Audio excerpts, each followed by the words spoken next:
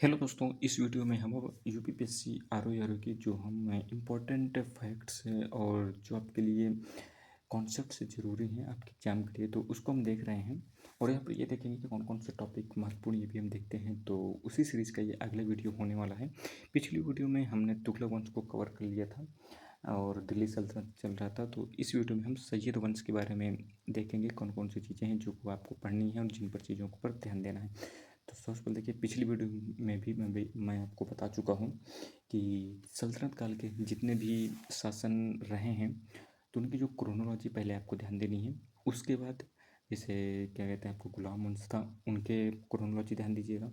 तुगलक वंश के जो शासन थे, उनकी क्रोनोलॉजी ध्यान दीजिएगा, कौन किसके बाद आया। ऐसे ही देखिए, सैयद वंश के बारे में भी ध्यान देना है। देखिए, पहले खिज्र खां आता है, फिर आपका मुबारक शाह आता है, फिर मोहम्मद शाह आता है, फिर आलम शाह आता है। ये चीज़ आपको ध्यान देना है। तो देखिए, खिज्र खां जो है पहले बनता है, इसने देखिए सुल्तान की उपाधि ग्रहण नहीं की थी। इसने जो है रैयत ए आला के नाम से ये संतुष्ट रहा था। ये चीज़ आपको ध्यान देना है। बस इतनी चीज़ें आप ध्यान दीजिएगा इसके बारे में। आगे मुबारक शाह की बात करें, देखिए मुबारक शाह इसी का बेटा था। और यहाँ पर देखिए एक इतिहासकार थे, याहुआ बिन अहमद सरहिंदी। इन्होंने तारीख़ मुबारक शाह लिखी थी। बुक का नाम जरूर याद रखिएगा, ठीक है, क्योंकि ये क्वेश्चन में आ चुका है। और इन्होंने इस बुक में लिखा था कि मुबारक शाह का काल अशांति एवं विद्रोह का काल था, इसलिए उनका पूर्ण समय विद्रोहों को दबाने में व्यतीत हो गया।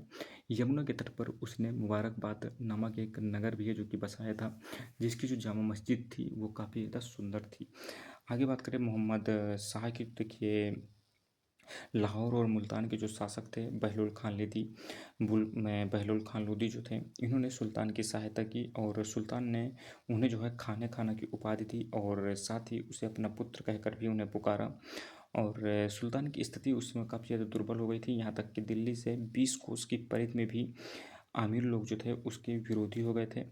तो यहाँ पर देखिए, उसके बाद उसका पुत्र जो होता है मर जाता है जब ये मोहम्मद शाह। तो इसके बाद आलम शाह है जो कि गद्दी पर बैठता है, ठीक है। आलम शाह काफ़ी अयोग्य शासक था, ये ज़्यादा दिन नहीं चल पाता है। और क्या कहते हैं, सैयद वंश का इसी के बाद अंत हो जाता है और लोधी वंश की नींव पड़ जाती है। लोधी वंश की बात करें, ध्यान दीजिएगा, लोधी वंश के जो लोग थे ये मूलतः अफगान क्षेत्र के निवासी थे और भारत में व्यापारियों के रूप में ये आए थे भारत में, और सीमावर्ती क्षेत्र में बस गए थे। तुगलकों के शासनकाल में ये अफगानों का राजनीतिक उत्कर्ष देखने को मिलता है। लोधी वंश का प्रथम उत्थान की बात करें तो बहलोल के जो पूर्वज थे बहराम के काल में है, जो कि देखने को मिलता है, ठीक है। बहलोल लोधी की बात करें तो यह दिल्ली का प्रथम अफगान शासक था। ये चीज़ आपको ध्यान देना, प्रथम अफगान शासक पूछे दिल्ली में तो ये बहलोल लोधी था। ये चीज़ आपको ध्यान देना है। इसने जो है देखिए, बहलोल लोधी ने अफगानिस्तान के जो गिजलोई कबीले की महत्वपूर्ण शाखा जो थे साहू खेल, इसमें यह पैदा हुआ था और इसने अफगानों को भारत आने के लिए आमंत्रित किया था। ये चीज़ भी आपको ध्यान देना है। 19 अप्रैल 1451 को बहलोल लोदी जो है ये गाजी की उपाधि धारण कर दिल्ली का सुल्तान बनता है। और तारीख़ दाऊदी को जो लेखक थे, ये एक बुक है जिसके लेखक अब्दुल्लाह थे। इनके अनुसार वह कभी भी सिंहासन पर नहीं बैठता था। जब वह अपने सरदारों के साथ मिलता था तो उसने सर्वप्रथम महत्वपूर्ण स्थानों की निगरानी आदि के लिए अफगानों को नियुक्त किया था। ये चीज़ आपको ध्यान देना है। अब देखिए, तारीख़ सलातीन अफ़गान के जो लेखक थे अहमद यलगार यादगार, इनके बारे में ध्यान दीजिएगा। तो इन्होंने इस बुक में कहा है कि बहलोल लोदी ने सिंध पर अधिकार कर लिया और चित्तौड़ पर आक्रमण किया और वहाँ के शासकों को पराजित किया, ठीक है। इसके बाद बात करें, इसने अपने सरदारों को मसनद ए आली कहकर पुकारा था और उनका काफ़ी ज़्यादा सम्मान भी करता था। और इसी ने है जो कि बहलोल सिक्के हैं जो कि चलाए थे। ये चीज़ भी आपको ध्यान देना है। सिकंदर लोदी की बात करें तो देखिए, इस सुल्तान ने बिहार के शासक जो हुसैन शाह सरकी थे इनको पराजित करता है और बाद में उनसे संधि करके एक दूसरे के प्रति ये वफादार हो जाते हैं, ठीक है। ये ध्यान दीजिएगा। 1509 में देखिए, नागौर के जो शासक थे मोहम्मद खान ने सिकंदर लोदी की अधीनता जो कि स्वीकार कर ली थी। जो आपका क्या कहते हैं, सिकंदर लोदी था, इसने रणथंभौर पर विजय पाने का प्रयास किया लेकिन इसे निराश होना पड़ा वहाँ पर। और 1517 में इसको जो है गले का कैंसर हो जाता है और इसकी मृत्यु हो जाती है। 1504 में ही सिकंदर शाह लोदी था जिसने आगरा शहर की नींव डाली थी और इसे अपनी दूसरी राजधानी बनाया था। इसने जो है भूमि के लिए एक पैमाना बनाया था जिसे गजे सिकंदरी नाम से जाना जाता है। और ये धार्मिक दृष्टि से भी काफ़ी ज़्यादा असहिष्णु था, ठीक है, यानी ये सहिष्णु नहीं था धर्मों के प्रति, ठीक है। और इसने जो है ज्वालामुखी मंदिर जो आपका कांगड़ा में है, इसकी मूर्ति के टुकड़े जो है कसाईयों को मांस तौलने के लिए दिए थे। समझ सकते हैं कितना ज़्यादा एक क्रूर था, इसलिए इसे असहिष्णु कहा जाता था। और ये विद्या का संरक्षक था तथा इसने संस्कृत के ग्रंथ जो है आयुर्वेद, इसका फरहंगे सिकंदरी तथा गान विद्या के ग्रंथ के लज्जत ए सिकंदर शाही के नाम से फारसी में अनुवाद कराया था। और ये स्वयं जो है गुलरुखी नाम से कविताएं हैं जो कि लिखता था। इब्राहिम लोदी की बात करें तो देखिए 1517 में जब ये मर जाता है तो इसके बाद देखिए इब्राहिम लोदी बनता है। और इसने जो है जौनपुर में इब्राहिम के भाई जलाल खां को जलालुद्दीन के नाम से शासक बना। इब्राहिम ने बड़ी कूटनीति से अमीरों को अपनी ओर मिलाया और जलाल खां का ये वध कर देता है। देखिए मेवाड़ के जो राणा सांगा थे यानी संग्राम सिंह, इनके विरुद्ध भी सुल्तान ने अभियान छेड़ा था, जिसके मध्य जो है 1517-18 में आपका घटोली का युद्ध महत्वपूर्ण है, ध्यान दीजिएगा।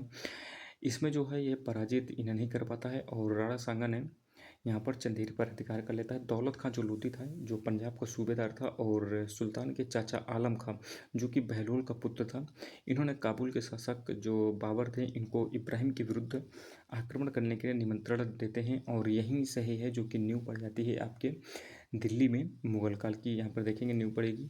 इब्राहिम लोदी के शासनकाल की अंतिम और महत्वपूर्ण घटना पानीपत का प्रथम युद्ध जो होता है अप्रैल 1526 में। इसमें बाबर ने इब्राहिम को पराजित करके दिल्ली और आगरा पर अधिकार करके मुगल वंश की नींव है जो कि डाल देते हैं। सुल्तान की बात करें तो ये देखिए सर्वोच्च अधिकारी होता है शासन का। और केंद्रीय प्रशासन की बात करें तो ये अपनी यहाँ पर जो है देखिए गुलाम जो दिल्ली सल्तनत थी, इसमें देखिए मंत्रिपरिषद को मजलिस ए खुलवत है जो कि कहा जाता था, ये चीज़ भी आपको ध्यान देना है। और दास वंश दास जो है ये वंश के काल में मंत्रियों की संख्या कितनी थी, तो 4 थी, बाद में इसे 6 कर दिया था। जैसे वजीर, अमीर मुमालिक, दीवान रसालत, दीवान इंसा, सद्र सुदूर और दीवान कजा। मजलिस खलवत की बैठकें जो होती थी मजलिस खास में हुआ करती थी। 12 आजम जो विद्वान मुल्ला और काजी होते थे वहाँ पर उपस्थित होते थे। वजीर जो है सुल्तान का प्रधानमंत्री होता था और यह लगान, कर व्यवस्था, दान, सैनिक व्यवस्था सभी विभागों की है जो कि देख रेख करता था, ठीक है। और जब सुल्तान नहीं होता तो सारा शासन जो है यही संभालता था, ये चीज़ भी आपको ध्यान देना है, ठीक है। अब आगे बात करें तो यहाँ पर देखिए जो दीवान मुशरफ था, ये देखिए लेखा परीक्षक विभाग है, ये आपके मिलान करने को भी पूछ लेता है, इन्हें जरूर ध्यान दीजिएगा। दीवान अमीर को ही ये कृषि विभाग से संबंधित था। और इसके बाद देखिए नायब की बात करें तो ये देखिए सरदारों द्वारा इस पद का सृजन है जो कि किया गया था बैराम शाह के समय में। और यह पद जो है सुल्तान के पश्चात है जो कि सर्वोच्च पद माना जाता था। इसके बाद देखिए मुशरफ ए ममालिक महालेखाकार, मुस्तौफ़ी ए ममालिक ये महालेखा परीक्षक होता था। मजमूआदार की बात करें तो इसका कार्य क्या होता था, तो उधार दिए गए धन का हिसाब रखना और आय व्यय को ठीक करना, यानी मुंशी का काम करता था एक प्रकार से। दीवान मुस्तखराज की बात करें तो वित्त विभाग से संबंधित था और इसकी स्थापना मुस्तखराज की किसने की थी, तो अलाउद्दीन खिलजी ने की थी। दीवान रियासत की बात करें तो देखिए ये भी अलाउद्दीन खिलजी के द्वारा है जो कि इस विभाग को बनाया गया था। और यह शहर के बाज़ारों में नियंत्रण और माप तोल का निरीक्षण करने का काम है जो कि करता था। दीवान अमीर कोही की बात करें तो मोहम्मद बिन तुगलक द्वारा स्थापित ये विभाग था। और इनका उद्देश्य क्या था, तो कृषि क्षेत्र को उन्नत बनाना और भूमि को कृषि योग्य बनाना इसका प्रमुख कार्य था। दीवान इंसा तो देखिए बरीदे खास के अधीन इस विभाग का कार्य जो है शाही घोषणाओं और पत्र के मसौदे तैयार करना होता था, ये चीज़ आपको ध्यान देना है। दीवान रसालत ये देखिए विदेश विभाग को देखते थे, यानी विदेशों से जो पत्र व्यवहार और विदेशी राजदूतों की व्यवस्था करने का काम दीवान रसालत करता था। सत्र उस सुदूर की बात करें तो यह धर्म तथा राजकीय दान विभाग का सर्वोच्च अधिकारी होता था, ठीक है। काजी उल कजात की बात करें तो यह सुल्तान के पश्चात न्याय विभाग का सर्वोच्च अधिकारी होता था, ये चीज़ ध्यान दीजिएगा। मुकद्दम जो होते थे ये इसी न्यायालय में है शुरू किए गए थे और इसके न्यायालय में नीचे के काजियों के निर्णयों पर पुनर्विचार है जो कि किया जाता था, ठीक है। अब यहाँ पर देखिए मैंने आपको बता दिया है अमीर मजलिस राज्य दरबार में होने वाले उत्सव और दावतों का प्रबंधन करता था। आमिर आकूर इम्पोर्टेंट है, ये अस्तबल का अध्यक्ष होता था। दीवान खैरात ये दान विभाग था। देखिए यहाँ पर जो चीले होते थे उन्हें सिख कहा जाता था, ठीक है। और सिख का प्रमुख सिकदार होता था। परगना जो होता था इसका प्रमुख आमिल होता था, ये चीज़ ध्यान दीजिएगा। एक परगने में जो है काफ़ी सारे गांव होते थे और जो सिख थे ये कई परगनों में विभाजित थे, ये चीज़ आपको ध्यान देना है। देखिए पहले आपका सिख, सिख के बाद परगना, परगना के बाद गांव, ठीक है, ये चीज़ ध्यान दीजिएगा। अब इसके बाद क्या है, तो यहाँ पर देखिए और क्या महत्वपूर्ण, तो देखिए पैदल जो सिपाही होते थे उन्हें पायक है जो कि कहा जाता था, ठीक है। और जो सुल्तान के सैनिक थे इसे हम क्या कहते थे, तो हस्म एक कल्ब है जो कि कहते थे, ये चीज़ ध्यान दीजिएगा। और इसके बाद जो अधिकतर जो हिंदू दास नीच जाति के जो लोग होते थे, गरीब होते थे बेचारे, उनको घोड़े रखने की इजाज़त नहीं थी। हाथियों को भी है जो कि सेना में विशेष स्थान दिया जाता था। और सहना ए पील के अधीन है जो कि हस्ती दल को रखा जाता था, ये चीज़ ध्यान दीजिएगा। इस समय जो है देखिए तोपखाने का प्रचलन नहीं था, लेकिन किलों की दीवारों को तोड़ने के लिए बड़े गोले फेंकना और बारूदी गोले और पटाखे आदि फेंकने वाले यंत्र को हम क्या कहते थे, तो मंगलीक या अर्राद है जो कि कहा जाता था। अब देखिए न्याय विभाग की बात करें, न्याय प्रशासन में देखिए दिल्ली के सुल्तानों में एक असंगठित विभाग था। सुल्तान, सत्र उस सुदूर, काजी उल कुजात, ये सब न्याय से संबंधित जो है अधिकारी होते थे। सुल्तान जो है दीवाने कजा और दीवाने मजलिस के द्वारा है जो कि न्याय का काम करता था। अलाउद्दीन खिलजी ने एक नया विभाग बनाया था, दीवाने रियासत, और दीवाने मजलिस का अध्यक्ष अमीर दाद होते थे। दीवाने मुमलिक जो होता था ये सुल्तान को कानूनी परामर्श है जो कि देता था। मुस्लिम कानून के अनुसार देखिए 4 स्रोत हैं कानून के, कौन कौन से, कुरान, हदीस, इजमा और कयास। बहुत ही इंपॉर्टेंट है, ये डायरेक्ट आपसे पूछ लेगा, मिलान करने को भी पूछ सकता है, डायरेक्ट ये भी पूछ सकता है कि कुरान में क्या है, हदीस में क्या है, इजमा में क्या है और कयास में क्या है। तो देखिए कुरान जो है यह मुस्लिम कानून का प्रमुख स्रोत है। इसके नियमों की सहायता से प्रशासकीय समस्याओं को समाधान है जो कि किया जाता है। अब देखिए हदीस क्या है, तो इसमें जो है देखिए पैगंबर जो मोहम्मद साहब जो थे, इनके कार्य और कथनों का उल्लेख है जो कि किया गया है। और जो कुरान है इनके नियमों के माध्यम से किसी समस्या का समाधान जब नहीं होता है तो हदीस का सहारा है जो कि लिया जाता है, ठीक है। इजमा की बात करें तो मुस्लिम कानूनों की व्यवस्था करने वाले विधि शास्त्रियों को हो जो हम क्या कहते हैं, मुस्तहिद कहते हैं। और ये मुतहिद जो मुस्तहिद होते थे इन्हीं के द्वारा जो कानून बनाया गया था इसे अल्लाह की इच्छा माना जाता था, जिसे हम इजमा है जो कि कहते हैं। कयास की बात करें, देखिए तर्क के आधार पर विश्लेषित कानून को हम कयास है जो कि कहा जाता है, ये चीज़ भी आपको ध्यान देना है। इसके बाद और क्या महत्वपूर्ण है, देखिए एकता की बात करो, ये देखिए भूमि से लागत वसूल करने का काम जो है मुफ्ती व वली जो होते थे इन्हें कहते हैं। ये अपना खर्च चलाने के पश्चात जो बची हुई राशि होती थी इसे शाही कोष में जमा कर देते थे। और यहाँ पर ध्यान दीजिएगा ख्वाजा नामक अधिकारियों जो होती थी इनके कार्यों का निरीक्षण कौन करता था, तो वली के कार्यों का निरीक्षण करता था। और ये अधिकारी जो होते थे भूमि के मालिक नहीं होते थे, कौन, इकता। खालसा की बात करें, देखिए खालसा एक भूमि थी, यह भूमि जो होती थी यह केंद्र के अधीन होती थी। और ये इसमें जो है देखिए चौधरी मुकद्दम नामक पदाधिकारी होते थे जो कि इनसे टैक्स है जो कि अर्जित करते थे। आमिल नामक एक अधिकारी होता था जिसे परगना का प्रमुख कहते थे, और यही जो है कर वसूल करके कोष में जमा करवाता था। अनुदान की बात करें, यह एक करमुक्त भूमि थी और यह जो है पुरस्कार, उपहार या सेवानिवृत्त अधिकारियों को दिया जाता था और धार्मिक अनुदान के रूप में भी इसे दिया जाता था। सामंतों की भूमि की बात करूँ तो ये देखिए सुल्तान के अधीन जो हिंदू राजा सामंत या जागीरदार की भूमि होती थी जो कि प्रतिवर्ष निश्चित कर है जो कि सुल्तान को देते थे, ये चीज़ भी आपको ध्यान देना है, ठीक। देखिए आगे बात करें यहाँ पर देखिए भूमि, एक सेकंड, यहाँ पर कुछ रह गया है ना भैया। कर की बात करें, देखिए धार्मिक कर यहाँ पर कर लगाए गए थे, तो इस कर के तहत देखिए कौन कौन से कर हैं, तो 5 प्रकार के कर आपके काफ़ी ज़्यादा प्रचलित थे, ठीक है। पहला कर जो था, तो यहाँ पर आपके जो कर जो थे यहाँ पर देखिए खराज, खुम्स, ज़कात और जजिया, ये कर जो थे यहाँ पर देखिए खराज क्या होता था, ये जो है गैर मुस्लिमों से ही लिया जाता था, इनके बारे में भी ध्यान दीजिएगा। खराज गैर मुस्लिमों से लिया जाता था, ठीक है। यहाँ पर कोई मुस्लिम कृषि करता है तो उसे उससे क्या कहते हैं ये कर लिया जा सकता था, कब लिया जा सकता है, तो देखिए खराज वाली भूमि पर कोई भी मुस्लिम काम करता था तो उससे कर लिया जा सकता था, ठीक है। सामान्यतः इन भूमि पर जो है मुस्लिम लोग काम नहीं करते थे, लेकिन यदि करेंगे तो उन्हें भी टैक्स देना पड़ता था। खुम्स की बात करें, देखिए तो यह युद्ध में जो लूटपाट किया जाता था उसमें जो है जो धन मिलता था वो राज्य का भाग उसमें जाता था, और जो लूटपाट की जाती थी उसका 1/5 भाग होता था और 4/5 भाग जो है सैनिकों में बांट दिया जाता था। अलाउद्दीन खिलजी और मोहम्मद बिन तुगलक के समय में कुल लूट का 4/5 भाग राजकोष में जमा कराया जाता था, उल्टा कर दिया था इसने, और 1/5 भाग है जो कि सैनिकों को जाता था। ठीक है, यानी ज़्यादा हिस्सा इन्होंने राज्य में ले लिया था। ज़कात की बात करें, यह देखिए केवल धनवान मुस्लिमों से प्राप्त धार्मिक कर है जो कि होता था, और यह जो है आय का तो 2.5% है जो कि लिया जाता था। जजिया की बात करें, बहुत ही महत्वपूर्ण है। आधुनिक इतिहासकारों ने इस कर को धर्मनिरपेक्ष कर है जो कि कहा है, और ये भी कहा है कि यह गैर मुस्लिमों से इसलिए लिया जाता था क्योंकि वे सैनिक सेवा से मुक्त थे। स्त्री, बच्चे, भिखारी, ब्राह्मण, पागल जो होते थे, यह जो है उनको यह कर नहीं देना पड़ता था। फिरोज शाह तुगलक ने जो है ब्राह्मणों से भी जजिया कर है जो कि वसूला था, ये चीज़ ध्यान दीजिएगा। फिरोज शाह तुगलक था, FST। ठीक है, संपन्न वर्ग से 40%, मध्यम वर्ग से 20% और सामान्य वर्ग से 10% है जो कि प्रतिवर्ष जजिया कर लिया जाता था। अलाउद्दीन खिलजी ने अनेक करों का बोझ है जो कि जनता पर लाद दिया था। उसने आवास और चारागाह कर भी वसूले, और फिरोज शाह तुगलक जो था उसने भाई साहब सिंचाई कर भी लगा दिया था।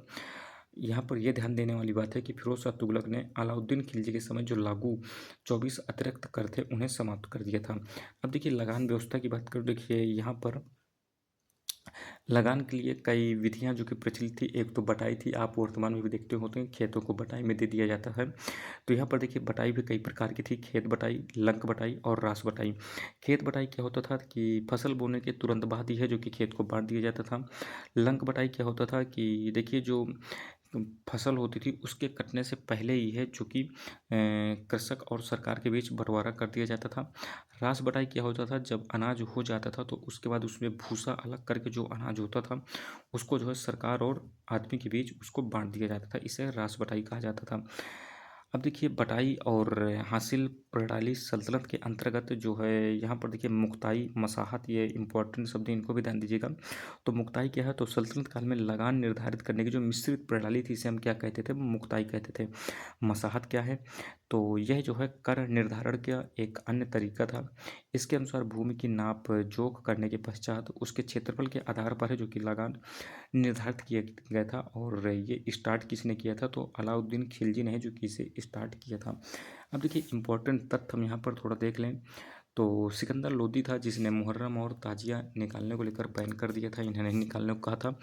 बलबन ने अपने पुत्र बुगरा खां से कहा था कि राजा में देवत्व का अंश होता है और उसकी समानता कोई भी मनुष्य है जो कि नहीं कर सकता है। ठीक है, तुगलक काल में ही भारतीय वजीर के लिए स्वर्णकाल माना जाता है। ठीक है, गायसुद्दीन तुगलक जो है भ्रष्टाचार को खत्म करने के लिए सिलसिलात हस में सैनिकों के वेतन रजिस्टर की जांच जो है स्वयं करता था। ठीक है, ये चीज़ ध्यान दीजिएगा।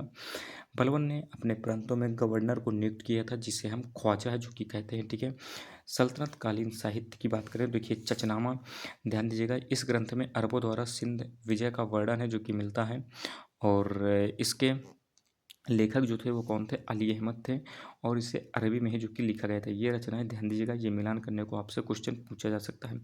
किताबुल यामनी की बात करें तो इसे किसने लिखा है, तो अबू नस्र बिन मोहम्मद अल जबरनी उतवी, पूरा नाम याद नहीं करना है, लास्ट का आप उतवी बस ध्यान कर लीजिए। ठीक है, और ये जो है सुबुक्तगीन से मोहम्मद गजनवी के शासन में इतिहास में वर्णन इसके समय में मिलता है।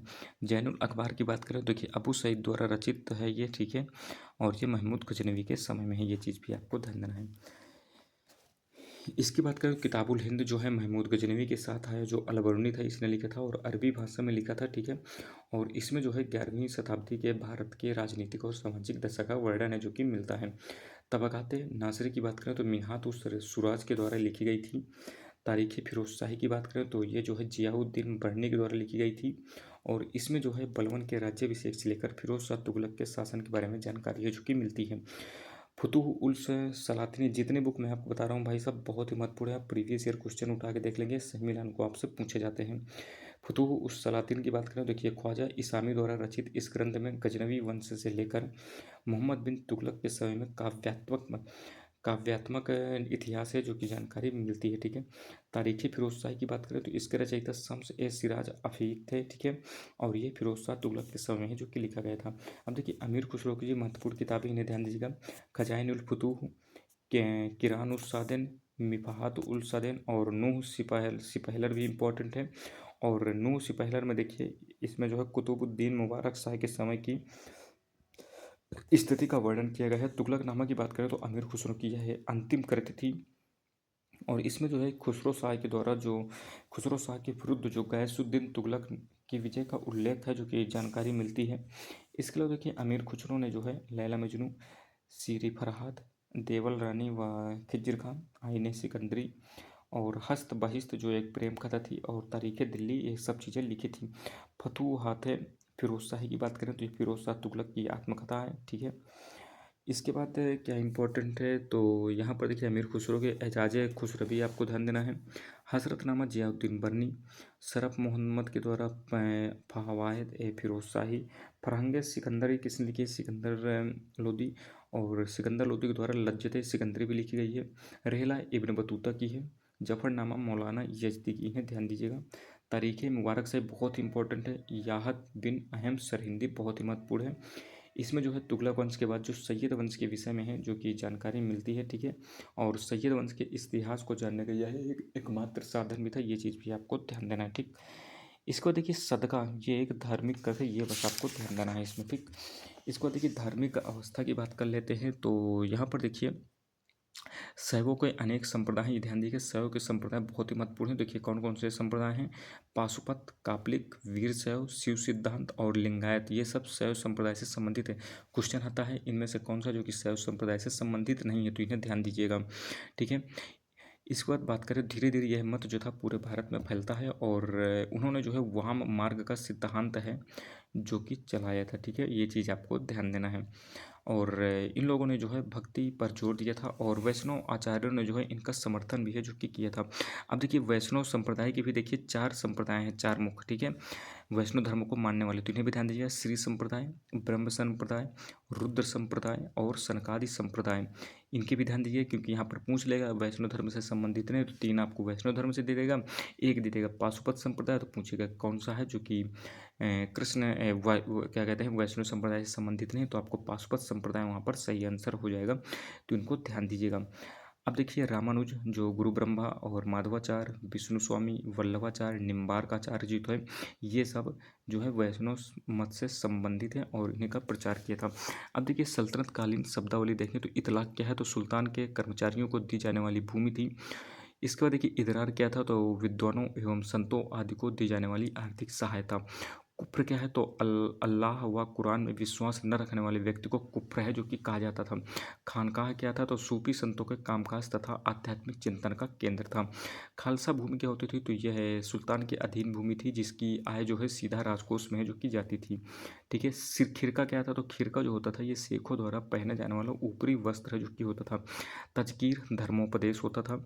पायक मैंने आपको बताया था भी कि पैदल सैनिक होते थे जिसे हम प्यादा भी कहते हैं। फतवा भाई साहब शरीयत के अनुसार किसी समस्या के समाधान का निर्णय जो करते थे, इसे फतवा कहा जाता था, और ये मौलवियों के द्वारा है जो कि सामान्यतः जारी किया जाता है, वर्तमान में भी आप देखते होंगे। बलाहार क्या है, तो साधारण किसान को कहा जाता था। मसाहत ये भूमि की पैमाइश की जाती थी। मुक्ता ये एकता का मालिक होता था। वक्फ क्या होता था, धार्मिक कार्यों के लिए सुरक्षित रखी गई भूमि और संपत्ति होती थी। वक्फ बोर्ड इस समय आप देखते हैं काफ़ी ज़्यादा चर्चा में होती थी, तो ये धार्मिक भूमि को ही है जो कि वक्फ कहा जाता था। हदीस क्या था, तो देखिए मोहम्मद साहब के कथनों तथा उनके जीवन से संबंधित कहानियों के संग्रह को हम हदीस कहते हैं। और मुहतसबी क्या है, तो ये देखिए इस्लाम के विरुद्ध कार्य को रोकने वाला अधिकारी क्या कहा जाता है, मुहतसिब है जो कि कहा जाता है, ठीक है। मैमार कौन था, तो इमारतों का निर्माण करने वाला अभियंता या इंजीनियर है जो कि होता था। तो यहाँ पर देखिए हमने दिल्ली सल्तनत के जो सैयद वंश था, और इसके अलावा हमने लोधी वंश को भी है जो कि देख लिया है। तो यहाँ से आपका दिल्ली सल्तनत समाप्त होता। अगली वीडियो में हम भक्ति और सूफी आंदोलन देखेंगे, और इसके बाद आप मुगल काल को भी है जो कि देख लेंगे। यदि आपको कोई भी क्वेरी हो तो आप कमेंट बॉक्स में पूछ सकते हैं। बाकी मिलते हैं अगली वीडियो में, तब तक धन्यवाद, जय हिंद।